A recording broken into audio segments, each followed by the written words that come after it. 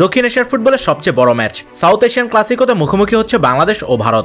দুই দলই এশিয়ান কাপের বাছাই পর্বে নিজেদের যাত্রা শুরু করার জন্য প্রস্তুত এবং এমন একটি ম্যাচে ভুল করার কোনো সুযোগ নেই। শিলংয়ে অনুষ্ঠিত হতে যাওয়া এই ম্যাচে কাদের দিকে থাকবে আলাদা নজর।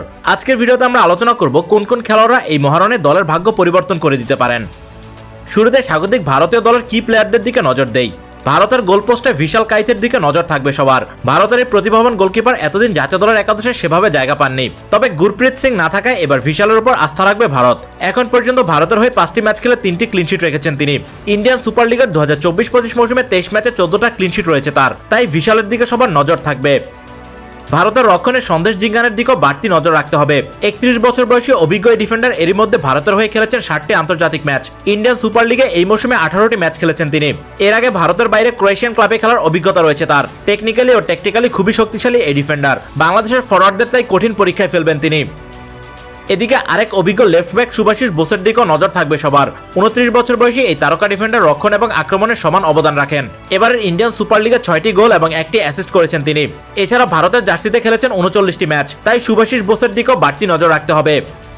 ভারতের গতিশীল উইঙ্গার লিস্টন কোলাসও এই ম্যাচে পার্থক্য গড়ে দিতে পারেন। সবশেষ ম্যাচে ভারতের হয়ে করেছেন নিজের প্রথম গোল। এবারের মৌসুমে ইন্ডিয়ান সুপার লিগে 24 ম্যাচে করেছেন 4 গোল এবং 1 অ্যাসিস্ট। এর আগে এএফসি কাপে বাংলাদেশের ক্লাব বসুন্ধরা কিংসের বিপক্ষে হ্যাট্রিক সহ 4 ম্যাচে 4টি গোল করেছেন তিনি। তাই লিস্টন কোলাসোর দিকেও বাড়তি নজর থাকবে সবার।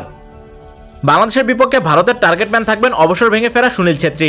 তাকে ছাড়া শেষ 8 ম্যাচে 4 গোল করেছিল ভারত। সুনীল ছেত্রী ফেরার পর মালদ্বীপকে তারা 3-0 গোলে উড়িয়ে দিয়েছে, যে ম্যাচে সুনীল ছেত্রীও গোলের দেখা পেয়েছেন। এছাড়া এবারের মৌসুমে ইন্ডিয়ান সুপার লিগে 12 গোল করে ভারতীয়দের মধ্যে সবার উপরে তিনি। বাংলাদেশের বিপক্ষে তার রয়েছে 6টি গোল, তাই 95টি আন্তর্জাতিক গোল করা সুনীল ছেত্রীর দিকে বাড়তি নজর রাখতেই হবে। এছাড়া মহেশ নরেম, আপুয়া, উদান্তা সিং কিংবা ব্রাইসন ফার্নান্দেজের মতো খেলোয়াড়রা এই ম্যাচে পার্থক্য গড়ে দিতে পারেন। এবার আসি বাংলাদেশের কি প্লেয়ারদের নিয়ে। বাংলাদেশের গোলবারে মিতুল মার্মার দিকে নজর থাকবে সবার। এর আগে এশিয়ান গেমসে ভারতের বিপক্ষে দুর্দান্ত সব সেভ করে আলোচনায় আসেন তিনি। এরপর জিকোর অবর্তমানে হয়ে ওঠেন বাংলাদেশের প্রথম পছন্দের গোলকিপার। এবারের মৌসুমে 11 ম্যাচে 10টাই ক্লিনশিট রেখেছেন মিতুল, হজম করেছেন মাত্র 1 গোল। তাই ফরম্যাট তুঙ্গে থাকা এই গোলকিপারের দিকে নজর থাকবে সবার। বাংলাদেশের আক্রমণ ভাগে শেখ মোরসালিনের দিকে নজর রাখতে হবে। আন্তর্জাতিক ক্যারিয়ার খুব একটা বড় না হলেও 5টি গোল রয়েছে তার। ভারতের মাটিতে সবশেষ সাফ চ্যাম্পিয়নশিপে করেছেন 2 গোল। অবশ্য এবারের লিগে খুব একটা খেলার সুযোগ পাননি তিনি। তারপরও গোল করার দক্ষতার জন্য বাংলাদেশি সমর্থকদের আস্থা থাকবে তার উপর। এই তরুণ তুর্কি কতটা আস্থার প্রতিদান দিতে পারবেন সেটাই হবে দেখার বিষয়। এদিকে লিগে দুর্দান্ত পারফর্ম করে জাতীয় দলে জায়গা পেয়েছেন মোহাম্মদ আলামিন। পুলিশের হয়ে এবারের লিগে 10 ম্যাচে করেছেন 7 গোল। গোল করার দক্ষতায় নজর কেড়েছেন তিনি। তবে অভিষেকের অপেক্ষায় থাকা আলামিন আন্তর্জাতিক অঙ্গনে চ্যালেঞ্জ কিভাবে মোকাবেলা করবেন সেটাই এখন দেখার বিষয়। লিগের পারফরমেন্স তাকে মাঠে নামার আগে আত্মবিশ্বাস যোগাবে।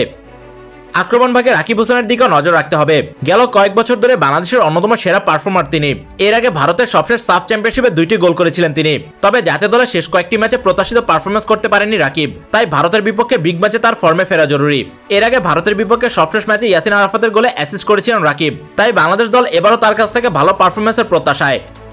বাংলাদেশ ভারত ম্যাচে সবচেয়ে বেশি আলোচিত হামজা চৌধুরী। ইংলিশ প্রিমিয়ার লিগে খেলা হামজার দিকে থাকবে ম্যাচের সব স্পটলাইট। ইউরোপিয়ান ক্লাব ফুটবলে 262টি ম্যাচ খেলার অভিজ্ঞতা নিয়ে হামজা যুক্ত হচ্ছেন বাংলাদেশ দলে। ইংলিশ প্রিমিয়ার লিগের সঙ্গে খেলেছেন Championship League, FA Cup, Europa League ও কনফারেন্স লিগের মতো আসরে। বাংলাদেশ দলে এখন পর্যন্ত তাকে ডিফেন্সিভ মিডফিল্ডে খেলানোর পরিকল্পনার কথা শোনা যাচ্ছে। অবশ্য ম্যাচের পরিস্থিতি অনুযায়ী আক্রমণও তাকে ব্যবহার করবেন বাংলাদেশ কোচ। তবে যেই পজিশনেই খেলানো হোক, হামজা চৌধুরীর দিকে বাড়তি নজর রাখতেই হবে। এছাড়া তপু বর্মন, তারিক কাজী, জামাল ভুঁইয়া, কাজেম শাহ কিংবা মুজিবুর রহমান জনি এই ম্যাচের স্পটলাইট কেড়ে নিতে পারেন। সব মিলে বাংলাদেশ ও ভারতের মধ্যে আরো একটি জমজমাট লড়াইয়ের অপেক্ষায় সবাই। আপনার চোখে এই ম্যাচে কারা পার্থক্য করে দেবেন জানিয়ে দিন কমেন্টে। এতক্ষণ সাথে থাকার জন্য সবাইকে ধন্যবাদ।